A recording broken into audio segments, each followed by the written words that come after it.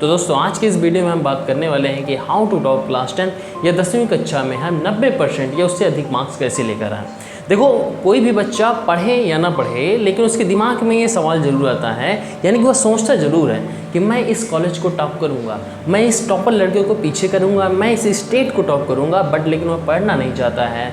तो आज के इस वीडियो में हम इसी के बारे में बात करने वाले हैं कि आप कम से कम टाइम दे करके, कम से कम पढ़ाई करके टॉप कैसे करें। तो चलिए इस वीडियो को शुरू करते हैं। Tip number 1, know your syllabus properly. देखो अगर किसी भी एग्ज़ाम में अगर आपको सफलता पाना है तो सबसे पहले उस एग्ज़ाम से रिलेटेड आपको कंप्लीट सिलेबस की जानकारी होना चाहिए कि किस चैप्टर से कितने क्वेश्चन आते हैं, किस चैप्टर का कितना वेटेज है। अगर ये जानकारी आपको मिल जाती है, ये जानकारी अगर आप रखते हैं तो आपको टॉप करने से कोई भी बंदा रोक नहीं सकता है।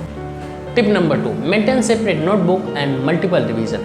देखो सबसे ज़रूरी बात यह है कि आपके जितने भी सब्जेक्ट हैं like as Hindi, English, math, science etcetera, इनकी सबकी अलग अलग एक एक नोटबुक बनाना है और मल्टीपल टाइम रिवीजन करना है। देखो क्योंकि एक बार लिख लेने से और याद कर लेने से वह चीज़ हमेशा याद नहीं रहने वाली, क्योंकि हम कोई स्वामी विवेकानंद है नहीं है, ना ही कोई रोबोट है कि किया और याद हो गया। अगर आपको एग्जाम में सफलता प्राप्त करना है तो आप जितने बार रिवीजन करें उसको उतने बार नोटबुक में राइट करें, यानी कि रिवीजन कॉपी अलग बने, नोटबुक अलग बने, और जितनी बार आप रिवीजन करो उसकी नोटबुक अलग बने, तब तो आप एग्जाम में सफलता प्राप्त कर सकते हो। वरना आपका भगवान ही मालिक है, तभी आप जो है 90% से ऊपर ला पाओगे, वरना आप नहीं ला सकते हो। ठीक है, तो करना क्या है, आपको सेपरेट नोटबुक बनाना है, रिवीजन नोटबुक भी बनाना है कि जितने बार आप रिवीजन करोगे उतने बार उसको लिखना भी है। क्योंकि देखो लिखने से क्या होता है कि माइंड में ज़्यादा असर पड़ता है और उस चीज़ को आप ज़्यादा अच्छे से परफॉर्म कर पाओगे और माइंड उस चीज़ को बहुत देर तक याद भी रखे रहेगा। ठीक है।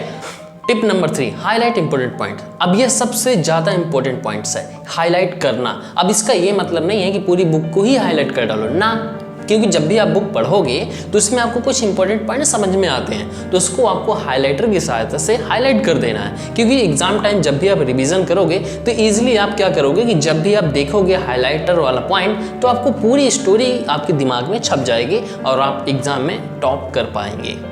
Tip number 4, time table. अब देखो टाइम टेबल हर एक स्टूडेंट के लिए एक बड़ा प्रश्न होता है, क्योंकि वो सोचता है कि मैं कैसे टाइम टेबल बनाऊं, उसको कैसे फॉलो करूं, क्या करूं, कुछ समझ नहीं आता है ना। अब मुझे नहीं लगता कि ऐसा कोई स्टूडेंट भी नहीं होगा जो टाइम टेबल ना बनाया हो, और ऐसा भी कोई स्टूडेंट नहीं होगा जो पूरे टाइम टेबल को टिक टॉक फॉलो करे। क्यों नहीं फॉलो कर पाते भाई? देखो इसलिए नहीं फॉलो कर पाते क्योंकि जो आपका टाइम टेबल होता है वो स्टूडेंट फ्रेंडली नहीं होता, वह होता है एक प्रेशराइज्ड टाइम टेबल। ठीक है, क्योंकि मुझे 5 बजे उठना है, उसके बाद 9 बजे नाश्ता करना है, 7 बजे ये पढ़ना है, 8 बजे वो पढ़ना है, 9 बजे ये पढ़ना है। मतलब आप बिल्कुल अपने आप को टाइम टेबल के अकॉर्डिंग बांध देते हो।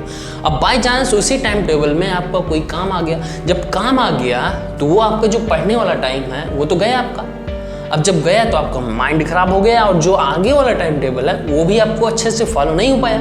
अब करना क्या है, जो आपका टाइम टेबल होना चाहिए वो फ्लेक्सिबल टाइम टेबल होना चाहिए, यानी कि जब भी आपको समय मिले तब भी आपको पढ़ लेना चाहिए। क्योंकि देखो पढ़ने के लिए मन और एकाग्रता होना बहुत ज़रूरी है, क्योंकि अगर मन और एकाग्रता नहीं है तो आपको टाइम टेबल हो या फिर टाइम टेबल ना भी हो आप पढ़ नहीं सकते हो।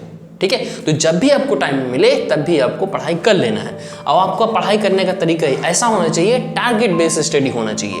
अभी टारगेट स्टडी क्या है इसके लिए हम डिटेल वीडियो बनाकर लाने वाले हैं, जल्दी से जल्दी लेकर आएंगे आपके लिए। लेकिन अगर आपने हमारे चैनल को सब्सक्राइब नहीं किया है तो सब्सक्राइब कर लें, क्योंकि जब भी हम वीडियो डालेंगे तो उसका नोटिफिकेशन आपको सबसे पहले मिल जाए। Tip number 5, continuity and consistency. देखो यह इस वीडियो का सबसे अंतिम और सबसे इम्पोर्टेंट पॉइंट है, कंटिन्यूटी एंड कंसिस्टेंसी।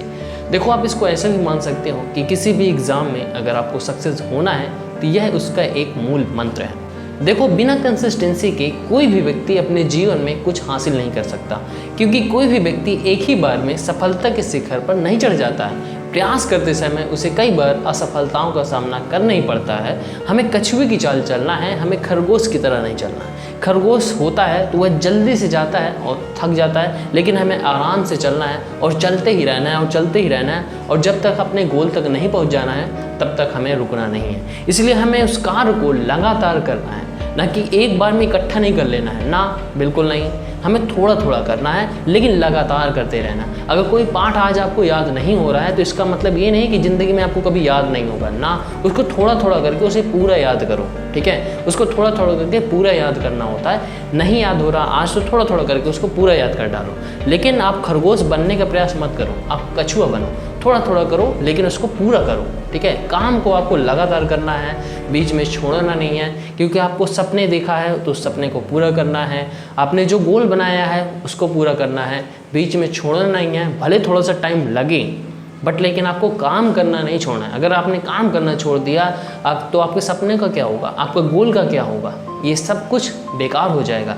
इसलिए अगर आपको सफलता पाना है तो कंसिस्टेंसी बहुत ज़रूरी है। दोस्तों अगर वीडियो अच्छी लगी तो वीडियो को लाइक एंड चैनल को सब्सक्राइब जरूर करना और वीडियो को अपने दोस्तों के साथ शेयर जरूर करना। मिलते हैं नेक्स्ट वीडियो में, तब तक के लिए जय हिंद, वंदे मातरम।